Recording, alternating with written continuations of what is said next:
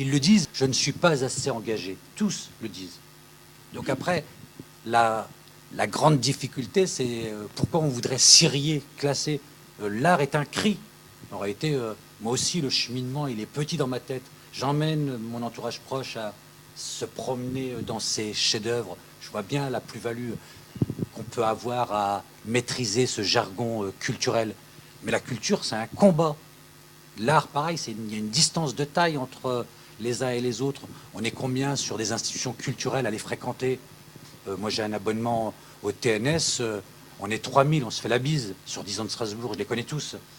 On sait même quand est-ce qu'on va se revoir puisqu'on a pris les mêmes spectacles. Donc là, le fait qu'il aille rencontrer des hommes et des femmes qu'il reconnaît comme ses semblables, avec lesquels il peut vibrer émotionnellement, partager, donner un sens et leur permettre de voyager de façon immobile, mais être dans un espace où il pose son endroit avec, vous parlez de matériaux précaires, c'est une œuvre qui vaut les autres. Il faut le défendre. C'est le parti pris. Mais à se dire, moi, dans un espace où je ne connais pas les gens, je suis obligé de...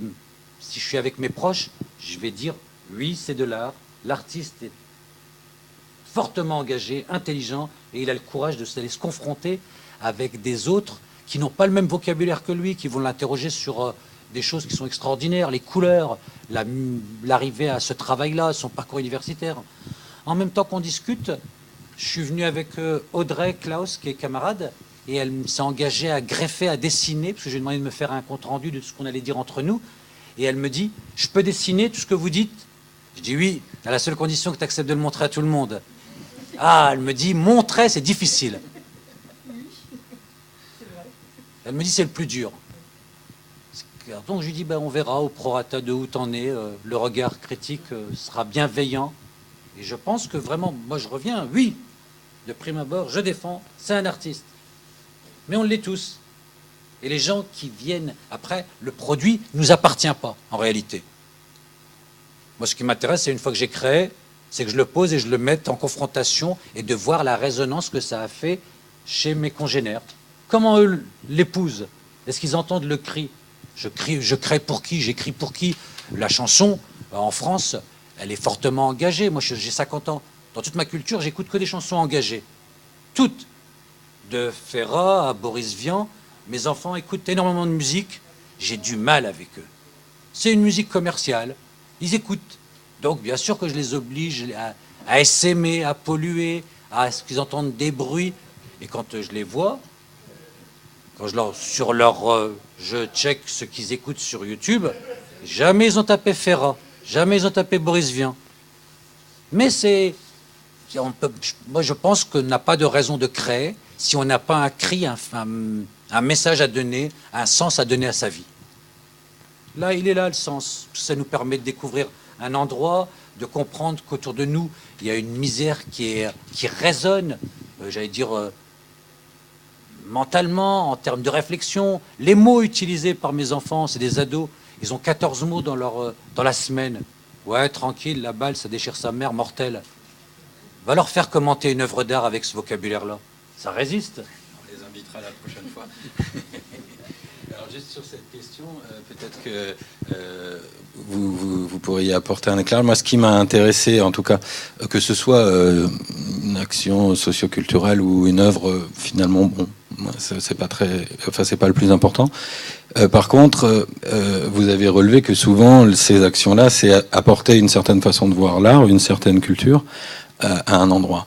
Là, ce qui m'a intéressé, c'est que quand même, il y a aussi, on entend par la bande son, par exemple, par la musique, que c'est pas juste on amène notre culture, il y a un vrai échange, voilà, et il y a des choses qui émanent des habitants et qui sont considérées de la même manière finalement que Mondrian, dont on voit un atelier là, par exemple, etc. Un petit complément, Stanislas Nordet, avant d'arriver à Strasbourg, il était en Seine-Saint-Denis, à quelques kilomètres. Et il a fait une chose extraordinaire. Il est arrivé, et dans sa maison de culture, ça sentait le mafé. Impressionnant. Et moi, j'étais intéressé par ce bonhomme qui arrive, directeur d'un centre dramatique national. Je trouve extraordinaire, avec langue fille. Il se retrouve à occuper un espace et faire de la culture en banlieue. pour moi, c'était antinomique, parce que la banlieue, c'est banni de tout. La culture, elle est au centre-ville. Je me disais, tiens, arriver dans cet espace-là, ça empêche nos concitoyens d'aller vers les vraies œuvres. Et moi, comme un abruti, je lui dis, bah tiens, c'est une culture de domination qui revient. Et il me dit, non, non, non, je suis comme ici, je suis congolais. Et moi, un Congolais blanc, j'en ai jamais vu. Donc j'ai souri comme vous, et il me dit, mon grand-père est congolais. Et j'ai un ancrage politique puissant. Je rends ce qui me revient ici. J'avais été meurtri par cette phrase, de me dire, tiens, hallucinant, comment faire? Quel est l'artiste qui irait vers ceux qu'on n'aime pas? Quand je dis ceux qu'on n'aime pas, il y a un mépris du peuple. Donc on ne va pas ici. Là, c'est un lieu où on est en phase avec nous-mêmes. Mais la majorité de nos concitoyens ont un regard, j'allais dire, de mépris, de déni sur ces populations-là.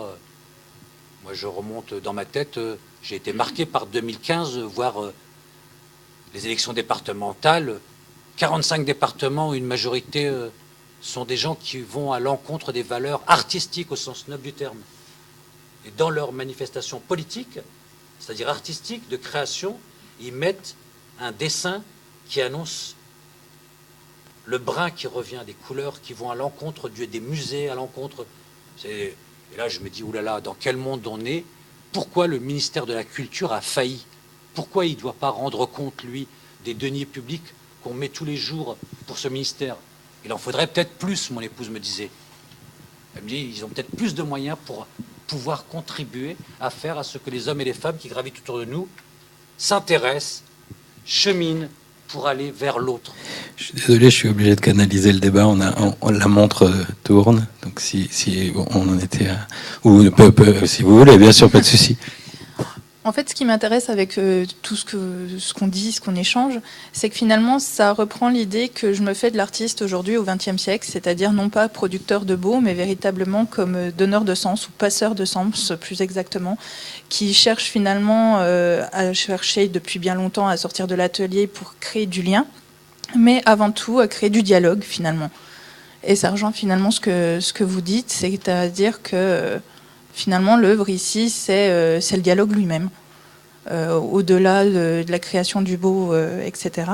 Mais c'est également aussi un parti pris de la désacralisation de l'œuvre, c'est-à-dire qu'en prenant déjà des grands noms de l'histoire de l'art, en faisant venir finalement ces œuvres qui parcourent l'histoire de l'art et d'en faire les présentations avec du gros scotch, des vitrines faites probablement en plexiglas, je dirais. On est quelque part sur une désacralisation de l'œuvre d'art qui, par conséquent, la rend plus accessible. Donc la rend plus accessible de par ces médiateurs qui sont accessibles, tout simplement. C'est-à-dire que j'ai rien contre les médiateurs culturels en costume, assis sur une chaise... qui vous demande gentiment vous avez une question? Non. Voilà.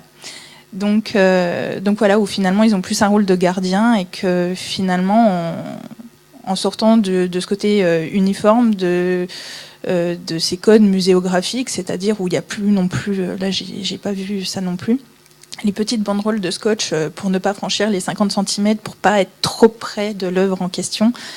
Et là, à travers ce musée, finalement, l'œuvre devient accessible, ou devient réaccessible, si on peut dire. Donc finalement, l'œuvre serait peut-être là, finalement, ce sens, ce débat, cette création de lien entre nous, petits gens, finalement, et ces grands noms qui sont rentrés, finalement, dans l'histoire. Très bien, merci. Oui, moi j'aime beaucoup cette idée de l'artiste, cette définition de l'artiste comme passeur de sens. Et ça me parle beaucoup. Et en même temps, je me dis, mais là, si on veut vraiment le mettre en pratique, que ce soit déjà qu'on cette définition soit admise par la plupart et acceptée, et puis surtout que ça devienne une pratique réelle et pas simplement un mot, il y a beaucoup de chemin à faire. Alors, je reviens à ce que disait au début François sur la culture et l'art, ça dépend quel ministère paie. Et je crois que c'est une réalité qui est essentielle. Si c'est le ministère de la Culture, c'est de l'art. Si c'est du socio-culturel, pour ne pas dire du socio-cul, c'est le ministère de la Jeunesse et des Sports. Et évidemment, c'est 10 ou 20 fois moins. Et donc, c'est brisé déjà avec ça. C'est aussi brisé avec l'idée que l'œuvre d'art, c'est éternel. Et là-dessus, je trouve que le musée précaire, c'est très intéressant. Et c'est bien cette désacralisation, parce que précaire, ça veut dire que c'est fragile, et ça veut dire que ça ne va pas durer nécessairement longtemps. Et là, je pense qu'il y a une première rupture avec ce dogme dont il faut sortir, et ces catégories administratives, qui est extrêmement importante. Et moi, la seconde qui m'a frappé, alors c'est peut-être un effet du film et tout, mais dans le court extrait de la vidéo que l'on a vue sur le musée précaire, c'est que, je ne dirais pas qu'on met exactement sur un pied d'égalité les magnifiques costumes des gamins et puis les œuvres de Fernand Léger ou de Beuys, etc. Mais en tout cas, la différence n'est pas affichée, n'est pas posée d'avance, et c'est bien ici que cette question de passeur de sens devient intéressante. Et puis un peu agitateur aussi, parce qu'on n'aura pas le temps de détailler tout ce qui a été fait dans cette expérience, parce qu'il y a eu des ateliers, il y a eu des conférences, il y a eu des repas visibles.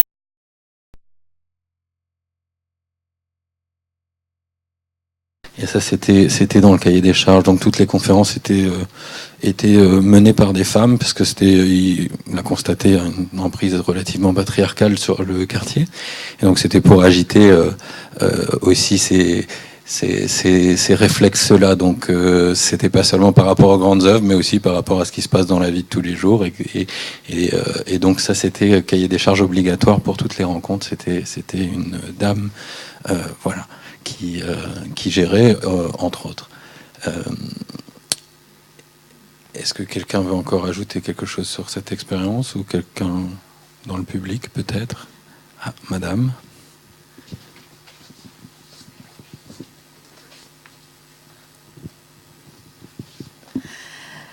Il a été dit tout à l'heure que l'art, la différenciation se faisait entre l'art et le socio-cul ou le social dans ce qui était une relation un à un.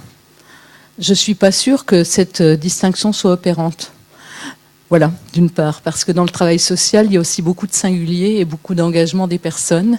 Et aussi, il y a de la médiation à travers un tas de choses. Et bon, je crois que ça mériterait d'être approfondi.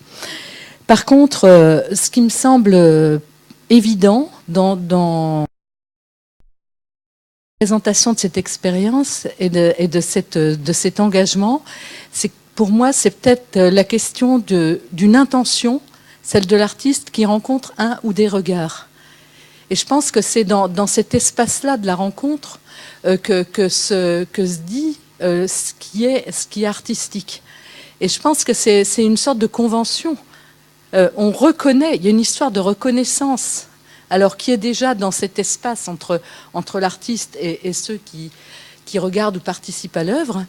Et après, il y a la question de l'institutionnel. On pose la question du financement. Effectivement, c'est quelque chose. Mais le financement, c'est aussi, ça renvoie derrière à, on rentre dans quelque chose qui est un système établi où il y a des codes de l'art, une reconnaissance de l'art et tout un tas de choses qui peut aussi éloigner les gens de cette manifestation artistique.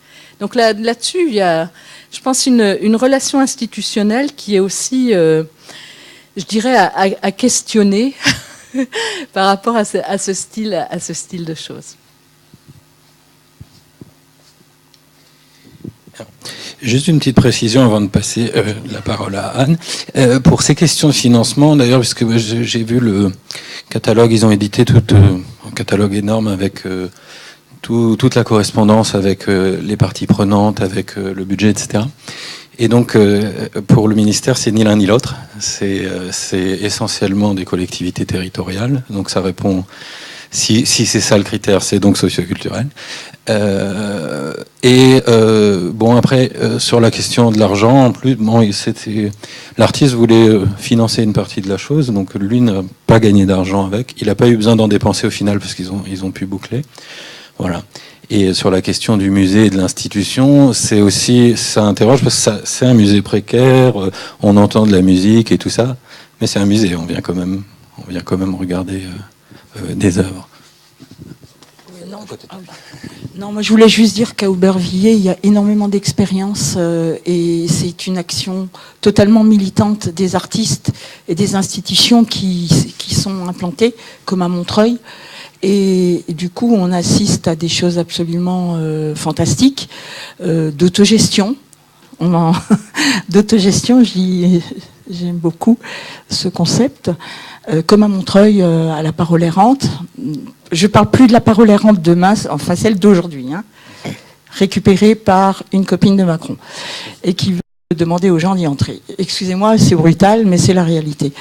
Non, mais pour revenir à Aubervilliers, il y a tout ce travail de terrain qui est mené par des artistes et par les institutions officielles, culturelles, avec et en partenariat avec les acteurs socio-culturels. Et la rencontre, effectivement, elle se fait autour de l'art et de l'œuvre, parce qu'il y a une appropriation, il y a ce que vous disiez, la désacralisation. On casse ces codes qui font, ou même quand on travaille dans un théâtre, on se dit quel travail je dois mettre en place pour que les gens du secteur où je me situe poussent la porte et rentrent dans le théâtre. Un TNS, c'est facile, globalement, à Strasbourg. Hein. Aujourd'hui, il y a un autre travail qui est fait vis-à-vis des quartiers, comme on disait. Après, je veux revenir aussi à un concept qui a été galvaudé et qui vient de la décentralisation, qui est plus ancien, qui était, quand j'ai commencé dans ces métiers-là, il y a longtemps, on appelait la culture vecteur de lien social. Ça a été complètement galvaudé. Néanmoins, je trouve qu'aujourd'hui, où globalement, même les centres dramatiques nationaux, les scènes nationales, qui ne sont pas parisiennes, se retrouvent là, elles ont eu les courriers, amputés de budgets absolument conséquents. 1/3. C'est monstrueux. Et je ne vous parle pas des théâtres qui sont éventuellement conventionnés. Et je ne vous parle même pas des artistes ni des compagnies. On est dans un ailleurs qui est dramatique. Sont remis disons que le travail de médiation aujourd'hui pour les pouvoirs publics, politiques, les ministères de la culture entre autres, et la ministre de la Culture, ça doit venir de la Comédie Française, ça doit venir de l'Opéra National, bien sûr parisien, hein, parce qu'en province, on sait rien. Peut-être qu'on marche encore à 4 pattes dans le ruisseau. Mais bon, et c'est ce travail sur le terrain, cette rencontre qui se fait à Aubervilliers, mais dans d'autres coins, la périphérie parisienne est active, mais en province... porte ses fruits parce qu'effectivement, il y a la désacralisation de l'œuvre, de l'artiste et de la création. Et une appropriation, et pour moi, le nœud, il est là. Et l'artiste ne perdra en rien. Au contraire. Alors, on va bientôt devoir passer à la prochaine œuvre, donc je vous laisserai encore réagir à ce qui vient d'être dit. Mais juste sur la question du public éloigné aussi, je rappelle quand même que d'après les statistiques, le public le plus éloigné de la culture, c'est donc les cadres supérieurs et les directeurs et les chefs d'entreprise qui n'ont pas le temps en fait d'y aller. Donc c'est rigolo que ça souligne quand même quelque chose, que ce soit toujours le même public cible de la médiation. C'est ça. Voilà, je vous laisse faire peut-être un dernier mot si vous voulez, ou on passe à la suivante, c'est comme vous le... Attends.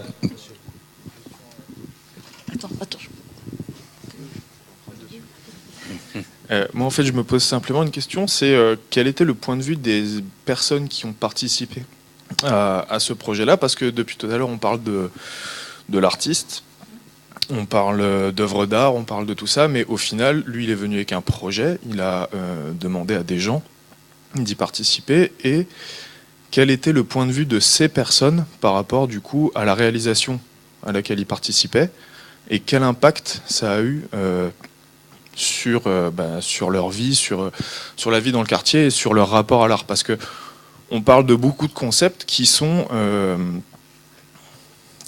assez propres, on va dire, à une certaine vision de l'art. Mais pour les personnes, par exemple, dans les quartiers, le sacré de l'art, par exemple, n'est pas nécessairement acquis. L'art en cité, par exemple, ça va être des œuvres sur un mur qui vont être constamment repassées. Ça va être des morceaux de musique qui vont être mixés les uns avec les autres. Donc, il n'y a pas nécessairement le même rapport. Et moi, j'aurais bien aimé connaître le point de vue des gens par rapport à ce qu'ils ont réalisé pour ce projet-là. Alors, pour la question du sacré et de la manière dont, enfin, d'utiliser nos propres codes, on anticipe un peu sur. Je pense qu'on va en parler un tout petit peu plus tard, mais on va en parler. Et pour quelqu'un veut répondre, peut-être. C'est une question qui m'est chère. Denis Guénoun a eu la direction du Centre dramatique après Robert Hossein en 1986. Le quartier avait été inondé d'argent de la politique de la ville et il a ouvert une école de théâtre. Reims, 800 personnes postulent. Il prend 30 comédiens dans son école. Je trouve ça extraordinaire. Moi, je relis l'histoire après et on vient me chercher et on me dit bah tiens François, viens, il y a un monsieur qui veut te parler. Ah, et je le rencontre. Et il me dit, on fait une expérimentation, on va ouvrir l'école à 5 personnes qui sont le plus loin du théâtre. Je ne sais pas comment il avait vu à ma tête que j'en étais le plus loin. Et je me suis retrouvé dans son école. Et ce qui avait été impressionnant dans ma tête, c'est que je suis arrivé dans cette école-là et je savais le contrat moral que j'avais avec lui et à eux. C'était un engagement triennal. J'étais en terminale, j'étais assez réfléchi. Je me suis dit, je vais y aller pour faire de l'entrisme, voir du beau monde. Et je rentre et je vois une maghrébine qui me ressemblait un peu, et je lui dis bonjour, je dis toi aussi tu as été pris sur les... Et je sais qu'elle est majeure de promo à la fin des 3 ans. C'était l'une des meilleures élèves. Et je pense que, quoi qu'on puisse dire, il restera quelque chose pour les gens qui ont été touchés. Parce que la personne, elle vit avec son humanité, c'est une rencontre, c'est une parole, c'est une couleur. Il y a des gens qui vont au musée, ils vont vous dire c'était grand, c'était magnifique. Il restera quelque chose. On ne pourra pas l'enlever. Mais après, chercher... Moi, ce qui m'intéresse tout le temps, c'est... Notre société, elle a un projet. S'il y a un ministère de la Culture, s'il y a des artistes, s'il y a les uns et les autres, ils sont des fois en contradiction entre eux dans leur monde. Un grand nombre sont dans ce monde-là avec un bon sentiment. On leur souhaite bon courage pour que ça avance. Mais je sais que le public... il a une capacité à être plus qu'acteur de lui-même. Il est auteur de sa vie. Et il a une conscience de ce qu'il est, et le cheminement, il va se faire. Peut-être par le biais de cette rencontre-là, il y en a qui s'en sortiront. On avait fait un travail avec Guy Bedos, je ne sais pas si vous vous rappelez, dans les années 91, il a emmené un groupe de jeunes de la banlieue lyonnaise monter sur Chaillot avec un spectacle où Bedos jouait. Je ne sais pas si vous vous souvenez de ce moment magnifique.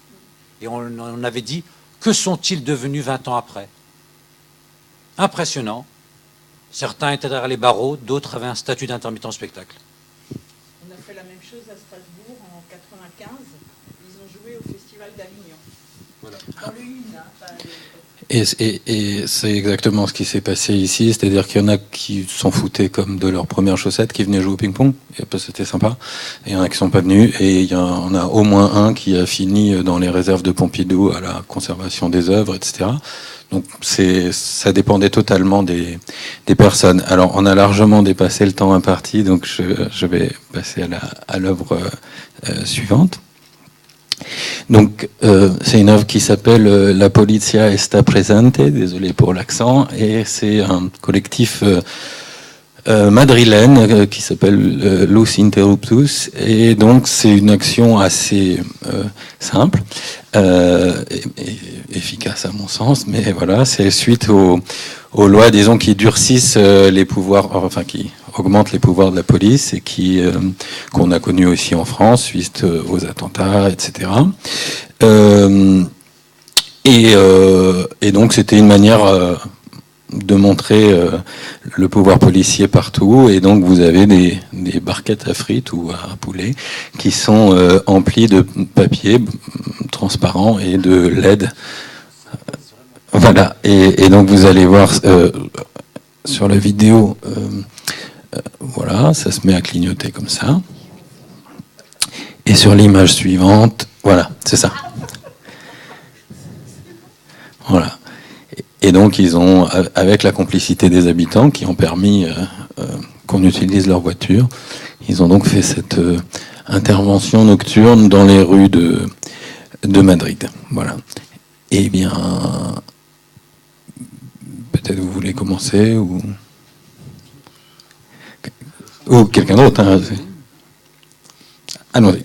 Alors, oui, je trouve que l'idée est intéressante, puis en parler ce soir ici, c'est d'actualité par rapport à l'université de Strasbourg et bien d'autres universités en France, où moi, ce qui me surprend, c'est la multiplication des sociétés de surveillance pour fermer l'université, parce qu'en ce moment, à Strasbourg, c'est pas les étudiants qui occupent, c'est préventivement l'administration qui a décidé de fermer les locaux, et donc c'est un peu une espèce de lockout où on ne peut plus rentrer, et ça devient, je crois qu'il y a un certain nombre d'étudiants qui commencent à trouver ça pénible, mais au niveau du personnel, que ce soit le personnel administratif ou le personnel enseignant, c'est tout à fait insupportable. Et donc essayer de donner une touche ironique à cela, c'est pas mal. Et j'ajoute que hier, j'ai éclaté de rire en passant sur le campus. Il y avait des affiches avec la photo du président et juste un seul mot, excommunion.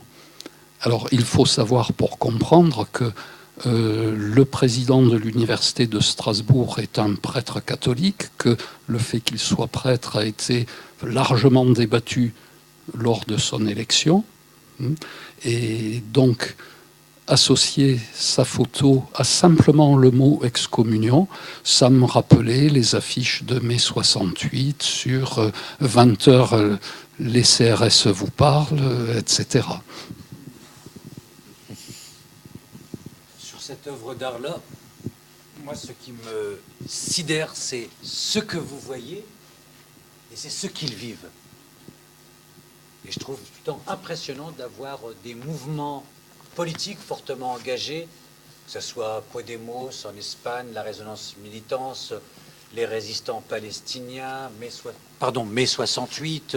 Je notais, moi, pour faire ce travail-là, je m'étais interrogé sur de la place de Pékin, Tiananmen 89, le mur de Berlin, la gauche Syriza qui arrive au pouvoir en Grèce. À chaque fois, la résonance de ces affiches, il y a une exposition, un catalogue qui tourne là dans le cadre des 50 ans de mai 68. Il y a 500 affiches qui ont été recensées, un beau travail qui vont être exposés, et de voir combien l'art est militant. Moi, la première fois que j'ai vu la photo, quand je l'ai ouverte, j'avais du mal à voir les mécaniques distantes entre les relations de la police et puis de sa population. En France, la police, elle est partout. Le fameux slogan de 68, CRS, SS, on les trouve toutes les affiches, sauf celles sur les pavés. Et là, il y a une chose qui est impressionnante, c'est de voir combien la population s'associe pour dire on met notre voiture, la voiture est un objet auquel il ne faut pas toucher. Toucher à tout, mais sauf aux voitures des gens, ne vous en approchez pas. S'il y a une rayure, il faut un infarctus. Je suis sérieux, j'ai un père qui a une voiture. Des fois, il regarde par la fenêtre, je lui dis, tu regardes quoi? Je crois qu'il écoute les oiseaux, les chants, et puis je regarde la voiture. Donc, Si les personnes ont accepté que par leur voiture allait supporter les couleurs du blanc et bleu de la police, c'est une grande question sociétale à traiter. Je pense que certains s'y attelleront. Mais aujourd'hui, les liens sont fortement tendus. Pour plein de raisons. Dans tout le monde, moi je suis originaire du Maroc, la jeunesse galère, la population galère. En France, la population est adorée par des gens qui ne la voient jamais. Après, il ne faut pas être critique, toutes les démocraties ont besoin d'un cadre, et aujourd'hui on se rend compte que sociétalement, le journal de TF1 compris sont obligés de mettre à l'ordre du jour des questions sociétales gravissimes qui gravitent autour des bavures, autour de cette mécanique du lien qui est rompue, et je pense que c'est un chantier à bras le corps à prendre.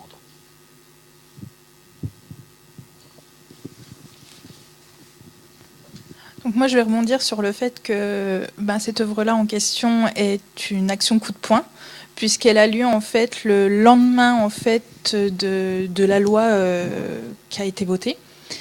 Et alors, je suis pas convaincue en fait que toutes les voitures, en fait, tous les propriétaires de voitures aient donné leur autorisation, puisque c'est une action qui se déroule durant la nuit. Ils ont préparé l'action en 4 heures de temps pour préparer leur petite barquette de poulet rôti. Alors j'ai trouvé ça très amusant de viser la police et de faire le lien entre la barquette poulet rôti. C'est vrai. Je ne sais pas s'ils ont la même politique en Espagne que chez nous pour désigner la police de poulet, mais voilà. Donc ils ont mis 4 heures pour préparer donc leur intervention, et c'est une intervention qui dure à peu près 30 minutes. Donc je suis pas convaincue qu'en 30 minutes ils aient eu le temps de contacter tout le monde pour savoir est-ce que ça vous dit d'avoir des petites barquettes au-dessus de votre voiture. Les gens qui sont intervenus, donc voyant qu'il n'y a pas de dégradation du matériel, puisque c'est un collectif quand même qui travaille énormément avec la lumière, justement dans le milieu urbain, afin de ne pas causer de détérioration possible, et en même temps qui est extrêmement visuel, c'est-à-dire que la lumière, on l'aperçoit de très très loin. Là, multiplié sur... donc il y a 30 véhicules qui sont customisés de la sorte, et donc ça a duré donc une nuit entière. Et je pense que certains propriétaires ont découvert leur voiture seulement au petit matin. Mais voilà, au final, l'action a quand même fonctionné, a été quand même percutante, et vraiment en lien avec ce qui se passe aujourd'hui en France, par rapport à l'université, en effet. Moi-même étant ATER et ayant droit depuis 3 semaines à ces blocages, etc. Donc il y a les deux versants. Il y a les étudiants, évidemment, qui luttent contre cette loi, et ensuite il y a les étudiants qui sont soucieux de passer leurs examens. Mais c'est pas parce qu'on veut passer ces examens qu'on est pour cette loi. Ça, il faut juste bien recontextualiser. C'est juste que voilà, ils ont travaillé toute leur année pour qu'on est dans des jours, des semaines cruciales, et que du coup il est aussi question de leur perspective d'avenir. Donc voilà, finalement il y a peu de personnes qui bloquent les bâtiments. C'est des manifestations qui sont extrêmement passives. Et par contre, ce que je noterai, c'est le nombre de CRS mobilisés. Voilà, vous arrivez à 8h30 devant le palais universitaire, que vous avez 15 fourgons de CRS. Voilà. On se dit qu'ils ont quand même les moyens pour avoir autant de véhicules, puisqu'il y en a autant à l'esplanade, et qu'en effet, il y a les 3/4 des blocages ne sont pas dus aux manifestants ou dus aux étudiants, mais sont réellement dirigés par l'université, qui ont du coup embauché une société de sécurité, et qui, à la moindre alerte, confine les portes de l'intérieur et non nullement de l'extérieur. Voilà, j'ai encore subi ça jeudi, où le matin le portiquet était accessible, et le soir, parce que la manifestation arrivait pas très loin, les portes ont été condamnées donc de l'intérieur, et le bâtiment a été évacué. Donc voilà, donc une œuvre qui rentre en résonance avec notre propre actualité. Et au sujet aussi vous soulignez quelques slogans 68, donc ça m'a amusé, j'en ai noté d'autres. Bon, c'est RSSS bien sûr. La plus belle sculpture, c'est le pavé que l'on jette sur la gueule des flics. Sympathique. Un flic dort en chacun de nous, il faut le tuer. Ça, c'est assez clair aussi. Il est interdit d'interdire, bien sûr. La liberté d'autrui étant la mienne à l'infini, c'est intéressant. Ne me libère pas, je m'en charge. voilà, par exemple. Et je trouvais que c'était intéressant parce que ce collectif fait souvent référence au mouvement du 15 mai, donc le mouvement des indignés en Espagne. Et un des slogans de ce mouvement, c'était mai 68, demandez l'impossible, mai 2011 réalisera l'impossible. Alors bon, c'est en cours. Voilà. Est-ce que quelqu'un veut aussi réagir à cette œuvre? Ou un des intervenants veut rebondir sur ce qui a été... J'avais un collègue qui avait recherché dans les affiches et il me disait que l'affiche qu'il ne trouvait pas était gravitée autour des jets des pavés. Et là, j'en ai vu une en 2018 qui m'a beaucoup plu. C'est par rapport à la manifestation, on voit un CRS qui envoie une photo à sa mamie. Mamie, je suis rentré à l'université.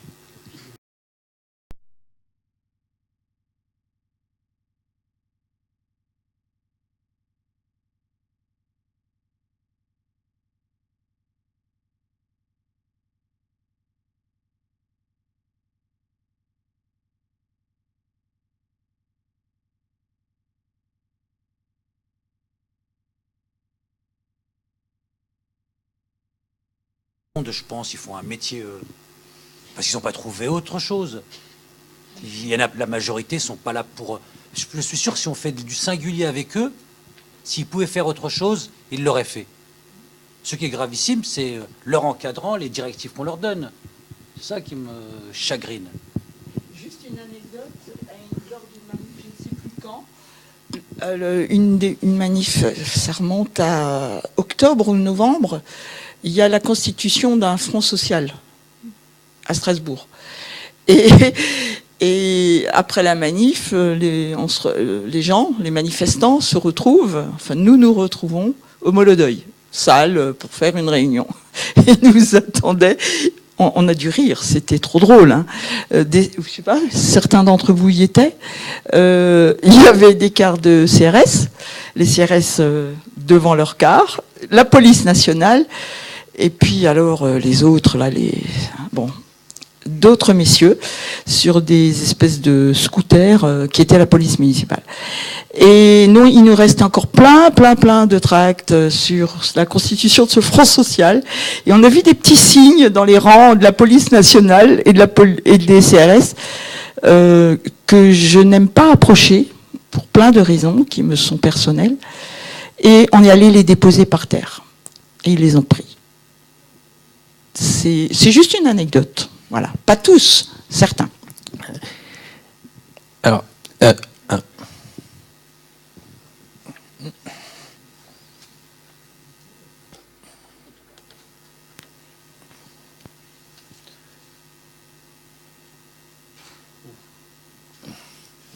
voilà. Alors, le même, juste comme ça, hein, ça c'était sur une règle plutôt municipale, je crois, hein, la réaction là. Et ensuite sur la règle nationale, ils ont fait une autre petite action. Voilà, sur la place de la Constitution, et ça s'appelle El Gobierno manda a la mierda de la Constitution espagnole. Donc le gouvernement envoie la Constitution aux chiottes, pour être à peu près poli. Et vous avez donc des extraits de la Constitution dans ces toilettes. Donc c'est pareil, c'est relativement simple et efficace. Est-ce que vous avez quelque chose à ajouter Ça parle tout seul. C'est assez clair, en effet. C'est là où l'art est intéressant dans son langage universel. À la photo, ça résonne tous, on parle. Il n'y a pas besoin d'avoir un corpus théorique pour comprendre Moi, je suis impressionné par la puissance des deux. Alors, vous m'offrez une jolie transition parce que ça va être l'occasion de rebondir sur ce que vous venez de dire et de répondre à la question, ou de débattre de la question qui a été posée tout à l'heure. Enfin, après, ça c'est mon point de vue, on verra ce que vous avez à en raconter. C'est donc Cut It Out, qui est une œuvre de Banksy. Voilà, sur le mur, sur la barrière de séparation israélo-palestinienne. Donc voilà, je rebondis sur ce que vous venez de dire, c'est pareil, ça parle, c'est simple, on comprend très bien de quoi il s'agit. Et pour étayer juste un peu, pour lancer le débat là-dessus, c'est une série d'œuvres en fait. Il y en a 9, je crois. Là, on en voit quelques-unes.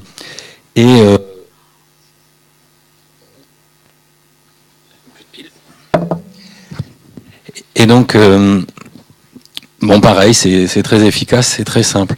Seulement, il y a une anecdote, donc parce qu'il se rend, là, on est en 2005 et c'est l'anniversaire de l'avis rendu par la Cour internationale de justice de La Haye, condamnant donc la dite barrière de séparation israélo-palestinienne. Le problème, c'est qu'au moment de faire ça, il est interpellé par un Palestinien qui lui explique que vous rendez le mur beau. Et donc l'artiste dit ah ben merci, c'est chouette. Et en fait, le Palestinien en question va préciser sa question, enfin son intervention, et lui dire mais nous on veut pas qu'il soit beau, c'est le mur de la haine, on veut pas qu'il soit là en fait.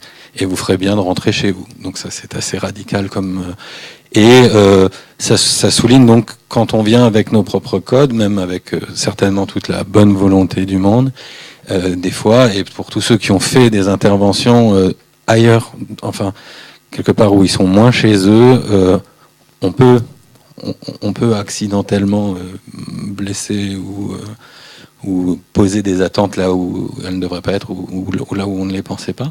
Et donc j'ai trouvé ça très intéressant parce que pour nous, vu d'ici, c'est un message qui fonctionne extrêmement bien. Bon, sur place, c'est plus compliqué. Donc si quelqu'un se... Donc en fait, ces fresques, finalement, il y en a 9, et finalement, c'est chacune à leur manière, leur façon de dénoncer comment accéder à derrière le mur. Donc la première qu'on a vue au préalable avec une consigne très simple, pourquoi pas ne simplement découper le mur avec un ciseau. Donc voilà, une consigne qui parle à tout le monde, mais les précédentes, pourquoi ne pas s'envoler au-delà du mur, pourquoi ne pas percer le mur ou tout simplement le pousser ou en faire une fenêtre. Toutes ces œuvres, en fait, proposent un idéal, un imaginaire aussi, c'est-à-dire que le côté palestinien, là où l'œuvre est réalisée finalement, représente des silhouettes, bien souvent en noir et blanc, et représente cet au-delà du mur, littéralement comme fantasmé. Alors d'une part avec la couleur des paysages paradisiaques, on peut voir la mer, on peut voir les palmiers, on peut voir les montagnes, mais également beaucoup plus détaillé, comme si finalement la part de l'imaginaire avait pris le dessus sur cette réalité, et cette possible réalité. Et oui, ça rend le mur plus joli, en effet, mais il y a une autre anecdote qui tourne autour de cette fresque. Donc en l'occurrence, c'est du street art qui, à la base, est pratiqué plus généralement la nuit, dans la mesure où c'est considéré comme un art illégal. Et là, du coup, il a été réalisé en plein jour, justement, pour être bien identifié en tant que touriste et ne pas se prendre une petite balle au passage. Donc là, en l'occurrence, l'artiste est avec toute son équipe est bien affiché en tant que touriste et pratique 2 jours. Et finalement, ils se font entourer par les forces de l'ordre qui leur demandent de stopper, mais finalement n'interviennent pas au-delà de... Enfin voilà, ils ne sont pas arrêtés pour autant, il y a des mises en garde qui sont faites, des coups de feu qui sont tirés en l'air, mais en l'occurrence, on les laisse quand même continuer cette action sur ce mur, quoi. Donc voilà.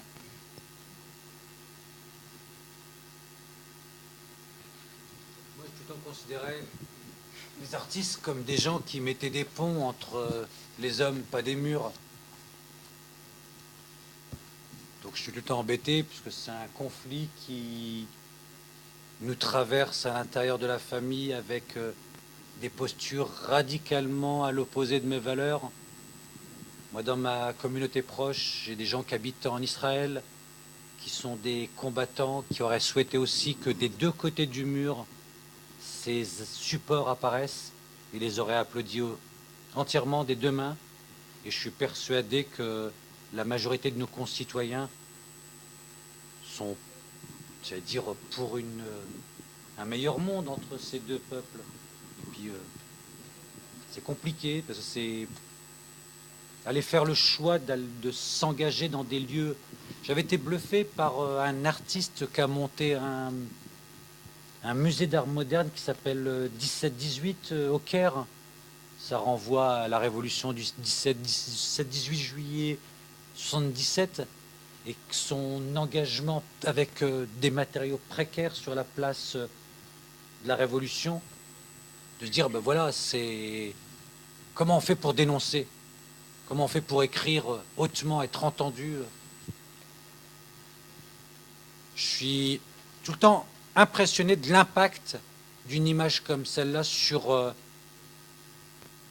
la médiatisation d'un conflit qu'on connaît. Donc, espérons ne plus voir ces œuvres sur ce mur, comme celui de Berlin qui a été démonté. Et là, on s'est battu pour se réapproprier des bancs de murs entiers avec les œuvres. C'est un chantier qui adviendra, il faut être optimiste.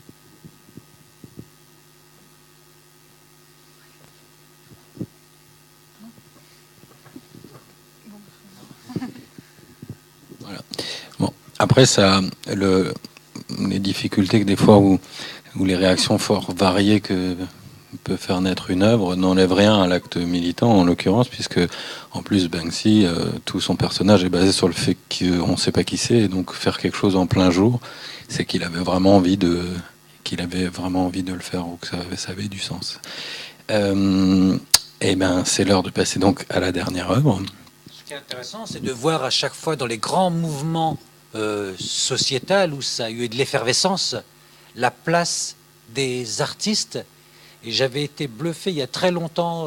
Mermet avait animé une émission aussi bien par rapport à mai 68 qu'à notre fameuse nuit noire de notre histoire française, qui est celle du 17 octobre 61, et de voir l'engagement des artistes de l'école des beaux-arts qui se trouvent en face et qui se retrouvent sous leurs yeux avec un spectacle horrible de voir des gens jetés dans la Seine en centaines, et comment le lendemain ils ont retranscrit sur papier, sur gouache, sur être témoin d'un instant T. Et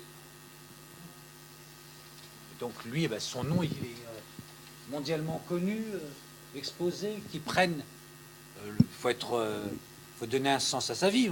J'allais dire, moi jamais j'irai écrire sur ce mur-là, de peur de ce que vous disiez. Donc le cadre était fait pour qu'il puisse s'y atteler, mais on savait la résonance de ses propos.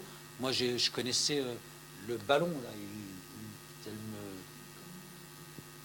C'est des tranches de vie qui font froid dans le dos. Mais ça veut dire qu'il y a une lueur de possible qui va advenir un jour. C'est vraiment le propos de l'artiste, finalement, dans tous ses travaux, quels qu'ils soient, c'est justement cette lueur d'espoir qui cherche véritablement à mettre à la portée de tous. J'avais beaucoup aimé la métaphore qui est utilisée pour le caractériser, finalement, troubadour des temps modernes. Je trouve finalement que c'est véritablement ça, c'est-à-dire que de par sa création, de par sa poésie, finalement, il arrive à parler avec une façon humoristique, un peu satirique également, de parler de propos graves et surtout de les mettre sur le devant de la scène, autrement que par la façon dont les médias les apportent, quoi. Vraiment avec cette volonté finalement de créer de l'espoir, de dire que finalement la liberté pourra un jour réavoir lieu du coup, et c'est en ça finalement en parcourant le globe, puisque finalement c'est exactement ce qu'il fait, c'est dès qu'il y a un sujet, un conflit qui lui porte à cœur, c'est qu'il va se déplacer sur place pour créer véritablement des œuvres in situ, c'est-à-dire que ces œuvres-là, on le sent ce qu'elles ont parce qu'elles sont à cet endroit-là, elles n'auraient pas du tout le même impact justement dans nos musées ou ailleurs. Et c'est ça finalement qui crée tout le sens. Donc ça reprend ce que je disais tout à l'heure, finalement, l'artiste comme passeur de sens, c'est aussi ça, c'est-à-dire qu'il a cette volonté de créer du débat, créer le dialogue et surtout de révéler.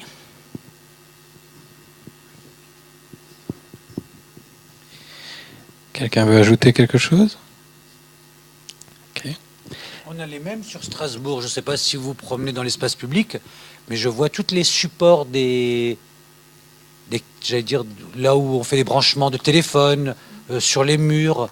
Et avec Audrey, en se promenant, je me demandais si c'était le même personnage qui faisait ça, si c'était un collectif. Dan 23, mais je ne sais pas si. A priori, ouais, il y a une personne, mais maintenant ils sont plusieurs. Mais après, il y a peut-être d'autres que Dan 23. Et ils ont dessiné les boîtes à lettres jaunes, magnifiques, avec au niveau du Faubourg National, ils ont tout un pan de mur. Et je me dis, à quel moment le mur, on s'arrête, on passe devant le bus. C'est des vraies œuvres engagées, c'est des gens qui arrivent à écrire et à être lus. Puisqu'on sait que les gens s'arrêtent dessus. Même, j'ai des enfants qui sont, le plus petit est en 6e, son œil est attiré par ce coup de crayon beau dans l'espace public. Je me dis, ça l'interpelle lui, ça doit interpeller tout le monde. Ça pourrait être l'occasion d'une soirée entière. On pourrait parler même d'Ernest Pignon-Ernest et de son travail à Naples ou de choses comme ça, où il y est aussi allé, dans des endroits où il faut avoir envie d'aller, quoi. Et plein d'autres, quoi. Donc, la dernière œuvre, donc, End Counting de Wafa Bilal, qui est un artiste désormais américain, mais né irakien. Et donc, c'est une œuvre, c'est une action, c'est une performance qui dure 24 heures. Sur son dos, vous voyez des lettres arabes, c'est le nom des villes, des principales villes d'Irak. Et donc, lui, sa question, c'est les morts invisibles. Donc, il va se faire tatouer 5000 points rouges qui représentent les morts américains dont on parle. Et quelque chose comme 100 000 points à l'encre invisible qui se révèlent sous lumière noire, qui sont donc les morts irakiens dont on ne parle pas. Et pendant ce temps, des gens du public sont invités à lire la liste des personnes décédées dans ce conflit, sachant que 100 000, c'est une valeur extrêmement basse, puisque c'est 100 000 documentés. Donc, alors que les estimations vont des fois jusqu'à 2 millions. Et donc c'est à la fois une action donc, sur cette fabrication de l'information, rendre visible ce dont on ne parle pas, et c'est aussi une action de deuil, puisque c'est suite à la perte de son propre frère dans le conflit qu'il a commencé qu'il a imaginé ce travail. Voilà, je vous passe un court extrait vidéo.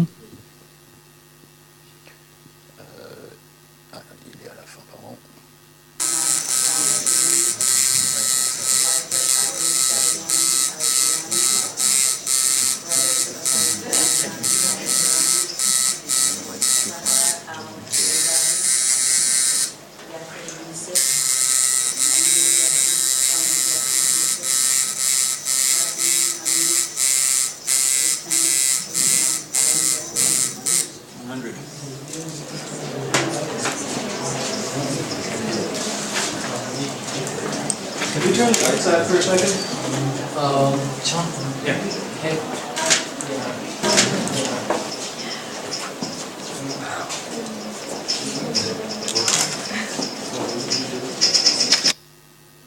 Pardon, c'était un peu brutal comme rupture.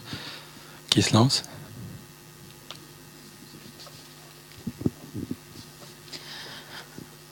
Donc cette œuvre est une véritable performance, tout simplement c'est parce que d'une part elle dure 24 heures, que c'est une façon aussi de matérialiser une douleur psychique, puisque c'est également la perte de son frère, mais également tout ce qui s'ensuit, c'est-à-dire que oui, il y a la perte de son frère, mais il y a également le fait d'avoir fui son pays.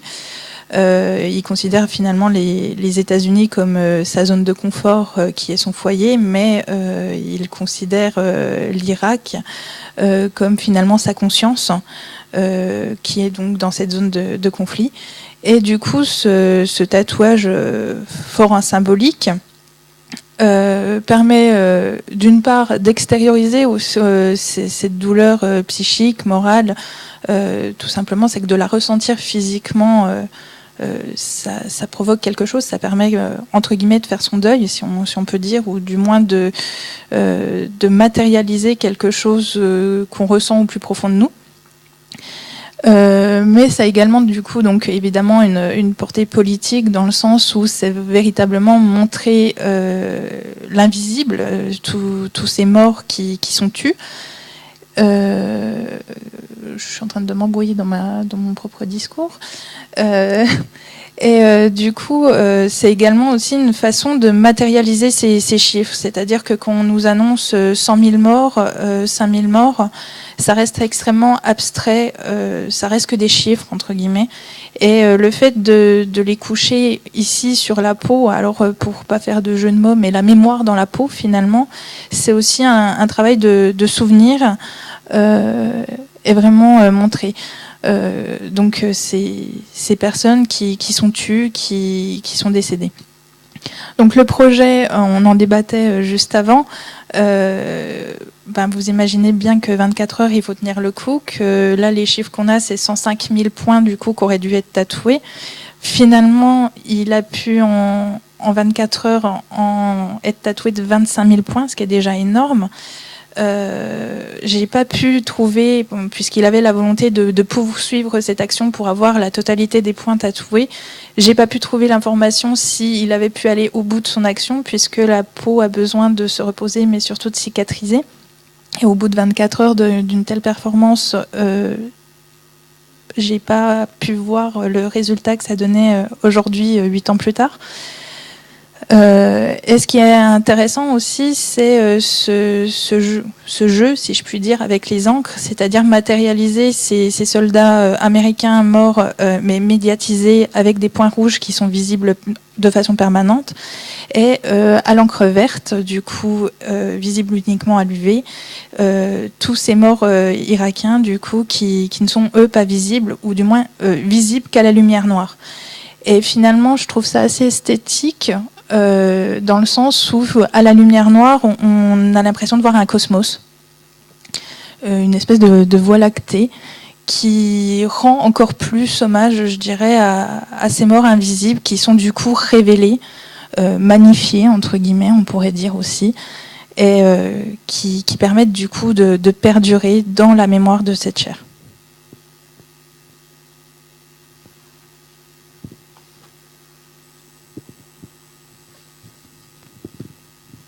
Impressionné par le tatouage. C'est quelque chose qui m'attire, et se servir du support du corps pour greffer à vie avec de l'encre en tatouant, c'est une signature qu'on sait indélébile, qui va rester. La Méditerranée devient l'un des plus grands cimetières contemporains. Avec Audrey, on a réussi à greffer sur papier, sur 10 ans, 17 000 noms de gens qui ont été identifiés parce qu'ils ont été noyés en essayant de traverser, d'arriver en Europe. On a eu des financements pour que cette banderole de noms apparaisse quand il y avait la loi migratoire au Conseil de l'Europe. Tout à fait. Et elle fait... C'est une œuvre d'art qui fait 300 kilos pour la dérouler. On l'a déroulée dans plusieurs endroits. C'est rien, c'est des noms tatoués, imprimés. Et je suis impressionné, c'est quand on la pose, des personnes qui sont très loin de nous, qui arrivent et qui lisent des noms. J'en ai vu aucun qui a marché dessus. Ils font le tour. Elle fait 100 mètres. Seulement le député de la Ligue italienne qui l'a écrabouillé devant nous. Il ne comprenait pas pourquoi on militait en Europe, nous, avec nos têtes. Et je lui ai dit, mais je suis européen. Et il me dit, vous êtes le seul à le dire. Et en Italie, il y a beaucoup de personnes qui se mobilisent, c'est un cri, un pleur, et qui arrivent à construire des œuvres d'art avec les objets des personnes qui sont noyées.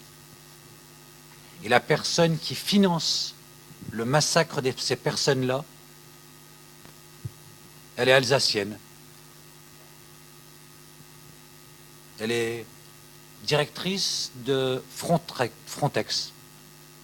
Très peu de gens connaissent cette organisation-là. Beaucoup, tant mieux. Et la personne habite à Altkirch. Moi, j'avais ses enfants dans mon collège. Et lui, il est payé à éloigner les barrières le plus loin possible de l'Europe. Et aujourd'hui, elles sont au Maroc. Et quand vous allez entre Mornia et Oujda, il y a des camps de concentration où il y a des gens qui sont là-bas depuis 3 ans, 4 ans, 5 ans et qui ne peuvent pas bouger, pas voyager. Et de l'autre côté, il y a des personnes qui cherchent par des œuvres à témoigner.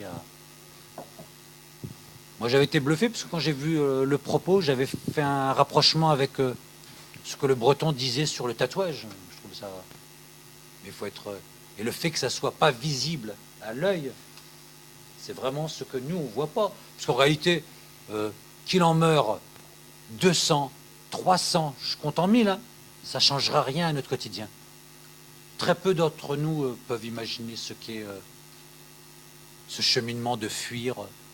Pourtant, dans nos générations proches, chez nos grands-parents, chez nos parents, il y a des gens qui ont migré de façon obligatoire, qui ont subi la guerre, qui l'ont vécu. Donc l'importance de retémoigner, de remettre une couche, de travailler à rééduquer nos concitoyens. La performance, elle est magnifique, puisqu'elle a été relayée. Il y avait un super article que j'ai gardé, moi, dans l'IB, et j'avais été impressionné par le témoignage qui terminait du journaliste. Il demandait simplement si on avait pu répartir le nombre de les noms inscrits, est-ce qu'on en aurait pris un, nous? Et moi, je sais que non. D'une de ces personnes décédées. Je ne sais pas si vous auriez été capable de prendre un de ces noms, tout simplement qu'on vous interroge sur c'est quoi cette œuvre, et puis de dire bah, c'est le nom d'une personne qui est décédée. Et moi, je sais que honnêtement, j'aurais dit non. Après, l'acte, il est différent, c'est-à-dire le fait de s'inscrire un nom, finalement, cette personne, elle est nommée, elle est identifiée. Là, finalement, on est face à une révélation de chiffres. On sait qu'il y a des humains derrière, mais on ne sait absolument pas qui c'est. Ce qui est intéressant, c'est de voir cette performance, comment elle est couplée. Déjà, elle a lieu dans une institution, dans une galerie d'art, mais l'importance et la force aussi qui est derrière cette performance, c'est que chacun des noms sont lus durant l'acte du tatouage. Et l'artiste le dit lui-même, c'est que finalement, ce qui lui l'a fait tenir 24 heures, parce que c'est juste énorme, hein, 24 heures de tatouage. Je ne sais pas s'il y a des tatoués parmi vous, mais pour un dos intégral ou quoi que ce soit, c'est 5-6 séances, c'est pas 24 heures d'affilée. Enfin voilà. Et finalement, l'artiste a véritablement trouvé sa force. C'est dans ces noms qui étaient lus, qui étaient prononcés à voix haute et finalement qui accentuaient finalement cette démarche. Mais les noms, il ne les porte pas en lui ni sur lui. Ça reste un point. Donc, pour répondre à votre question, me faire tatouer un nom, non, je ne le ferai pas. Me faire tatouer un point avec sa symbolique, oui, je le fais.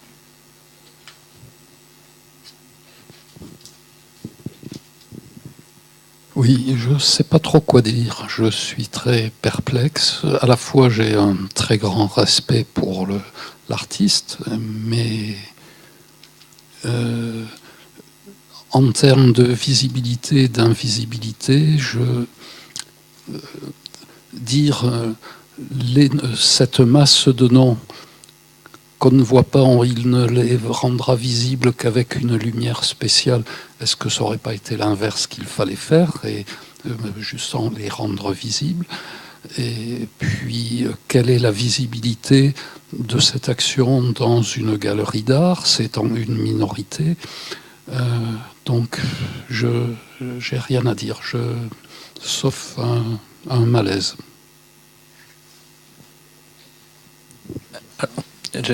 J'apporte peut-être une précision sur le travail de l'artiste en général, parce que ça fait partie de plusieurs œuvres, plusieurs actions, et c'est aussi cette question de la manière de parler des choses, et il y a une œuvre, je vais juste reprendre le titre, je m'en souviens plus, ouais, c'est Domestic Tension, et c'est donc il se met dans une pièce, il est filmé 24 heures sur 24, ça dure un certain temps, et il y a un pistolet à paintball en fait, qui est pilotable par Internet. Et donc il s'habille, il met le kéfier, on comprend bien que c'est un arabe, quoi. Et il invite qui veut à lui tirer dessus. Et en fait, l'idée, c'est que c'est parce qu'on...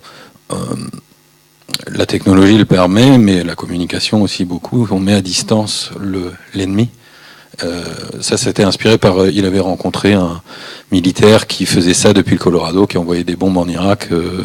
Et quand il lui a demandé, t'as pas de remords, il dit non, j'ai confiance, mon gouvernement m'a dit que c'est des terroristes, c'est des terroristes.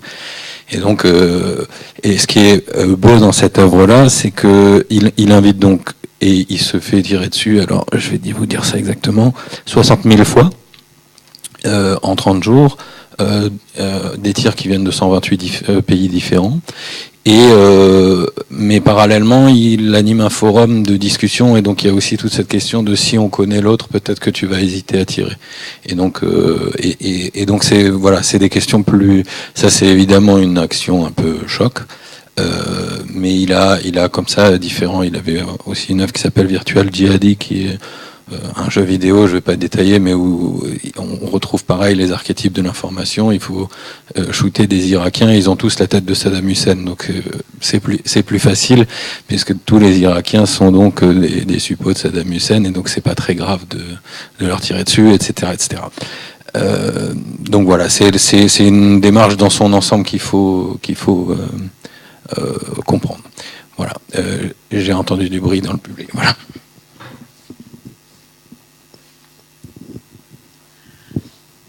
C'est une réaction, en fait, et un peu un questionnement. Bon, c'est vrai que l'expérience de la douleur aussi, de la douleur dans son corps, c'est quelque chose par rapport à la perte, par rapport à la perte du frère, par rapport à, voilà, il y a quelque chose qui est d'entrer en résonance peut-être dans cette espèce de dire quelque chose de cette douleur-là et de la mettre en scène en même temps, puisque c'est quand même une manifestation publique.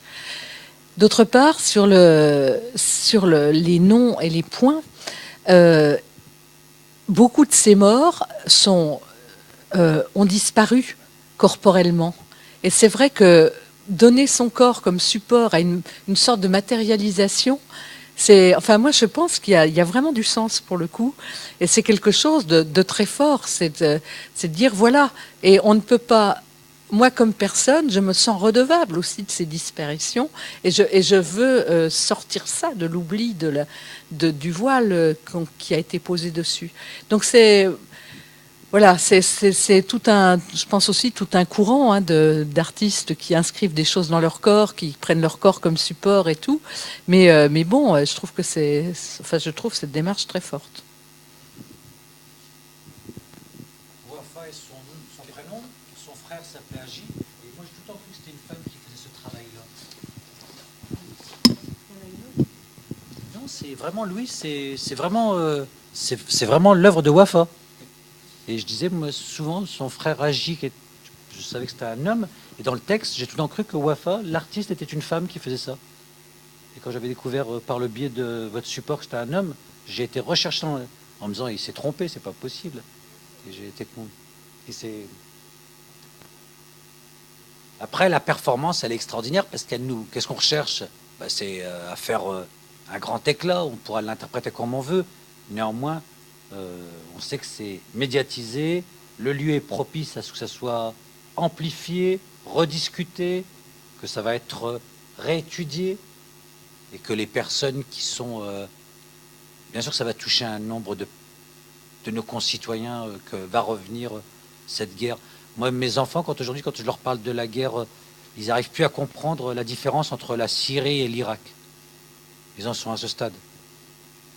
Pour eux, c'est la même chose. Donc c'est une zone. Ça dit quelque chose justement de cette fabrication de l'information. C'est-à-dire, C'est la même chose. Donc c'est exactement ce qui sous-tend ce travail et le travail de nombreux artistes, parce que vous parliez du mouvement des artistes qui se marquent le corps, mais il y a aussi tout un mouvement d'artistes qui travaillent ces questions-là, et certaines fois avec des résultats. Il y a Forensic qui avait fait toute une installation sur justement les routes de la Méditerranée qui finissent mal et qui ont, avec différentes pressions, réussi à faire bouger les autorités italiennes pour qu'ils aillent chercher les gens en mer ou des choses comme ça. Donc, des fois, d'ailleurs, l'artiste le dit lui-même que c'est peut-être cette œuvre la plus percutante qui a eu le moins d'écho finalement, donc pas pour lui, mais en tout cas à grande échelle, beaucoup moins par exemple que celle dont je parlais tout à l'heure avec le paintball, ou etc. Mais ça, c'est l'histoire d'une œuvre, quoi. Donc des fois, elle rencontre un public, et des fois pas. Bon, en attendant, à des milliers de kilomètres et des années plus tard, on en parle encore. Donc ça peut peut-être jouer dans ce travail, en tout cas de sensibilisation à avoir un regard critique sur les informations qui peuvent nous être données. Est-ce que quelqu'un veut encore ajouter quelque chose ? C'est vrai que ce type d'œuvre ce type d'engagement est très dérangeant, très perturbant pour moi. J'ai assisté dans les années 70, début des années 70, à des performeurs qui aussi, dans le cadre d'une dénonciation, c'était la guerre du Vietnam, se faisaient des scarifications. J'ai pas pu tenir. J'y étais, j'ai pas pu tenir. Ailleurs, à un autre moment, quelque chose que tu as vu, c'était un spectacle de Wim de Québus. C'est une création. Pardon ? Non, une de ses créations. Et on est très en relation sur son travail de création. Il nous dit comment il aboutit. Et puis, pendant le travail, juste avant la première, qui a lieu chez nous, 3 de ces danseurs décident pour dénoncer, en fait, l'assujettissement de l'individu aux ordres, quels qu'ils soient, politiques, le professeur, enfin, à tous les niveaux. On te donne un ordre. Il était parti d'une émission de radio qui existait, qui disait Jacques a dit. Nous, en français, on avait ce jeu. Enfin, les plus jeunes, Jacques a dit, lève-toi. Jacques a dit, tape sur ton voisin de gauche. Voilà. Il est parti de ça. Et pendant le spectacle, 3 artistes, il y en a un, si mes souvenirs sont exacts, il y avait un tesson de bouteille, il casse une bouteille et il se blesse. Voilà. Donc, t'es perplexe et arrive un danseur qui lui donne, alors c'est des petites coupures, il se fait ça sur le torse. Et arrive un danseur qui lui donne coup de poing. Jacques a dit, cogne-le. Hop, il cogne. Mais il cogne là où il y a la toute petite couture. Ça claque. Sauf que le lendemain, il rejoue. Un autre, c'était des crachats. C'est terrible, les crachats. Je trouve c'est terrible. Donc Jacques a dit, crache, et hop, il se met à cracher. Et le troisième, c'était, il sautait. Là, il y avait aussi une maîtrise du mouvement. Jacques a dit, écrase-le. Et donc, il y en a qui est couché par terre, et il lui saute sur le dos. Mais ça, c'est comme cette performance. Là, c'est une photo. Et moi, je ne suis pas bien. Mais alors, en direct, c'est pour moi terrible. Ça m'interpelle encore plus, parce que c'est au-delà de l'œuvre d'art. C'est au-delà pour moi, puisqu'il y a une attaque physique. Oui, c'était Sonic Boom, je crois, le spectacle.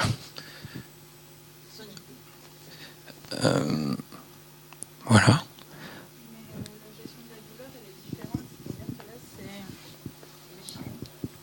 Ce que je veux dire, c'est qu'en étant spectateur, pas qu'on idéalise, mais on imagine cette douleur en fait, et c'est ça qui nous rend pas bien. Là, l'artiste ou moi-même étant tatouée, ce que je veux dire, c'est quand on fait la démarche de se faire tatouer ou quand on fait la démarche de se blesser ou peu importe, et ben on a nos hormones qui rentrent en action. Et du coup, le rapport à la douleur est complètement différent.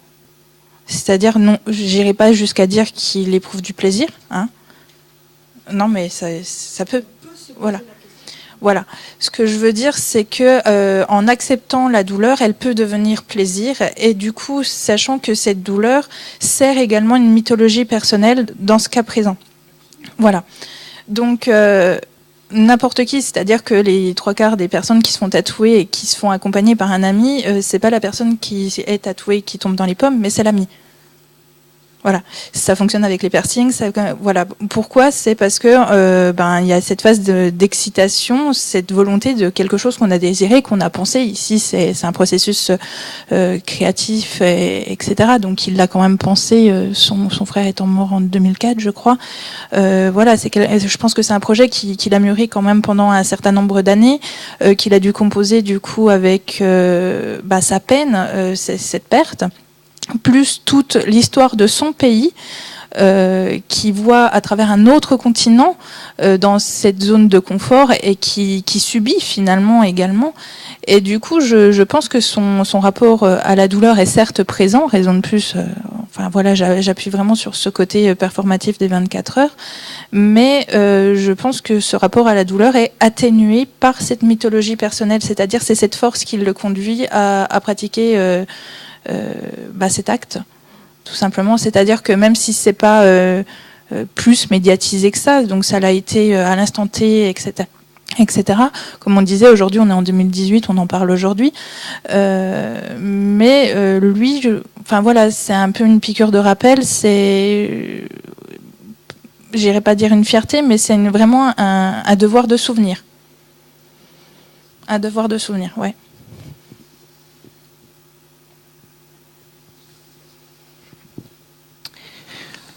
Voilà.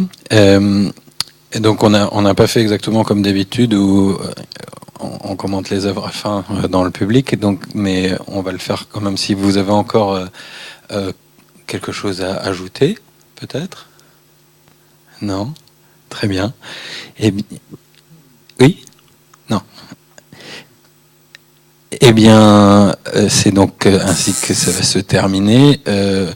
Déjà un grand merci à nos intervenants et puis à vous d'être venus. On parlera engagement politique le 29 avril sur le parvis du TNS, mais d'une manière un peu plus rigolote. Ce sera un spectacle hommage aux 50 ans des Shadocks, et ce sera relativement Shadok. Donc si vous avez envie de venir, voilà, pour finir sur une note plus légère. Et donc le dernier slogan de la soirée, puisque pour finir encore sur quelque chose de beau, puisqu'on en a parlé tout au long de la soirée, c'est aussi pour amener vers du mieux qu'on fait ça. Et donc ils pourront couper toutes les fleurs, ils n'empêcheront pas la venue du printemps.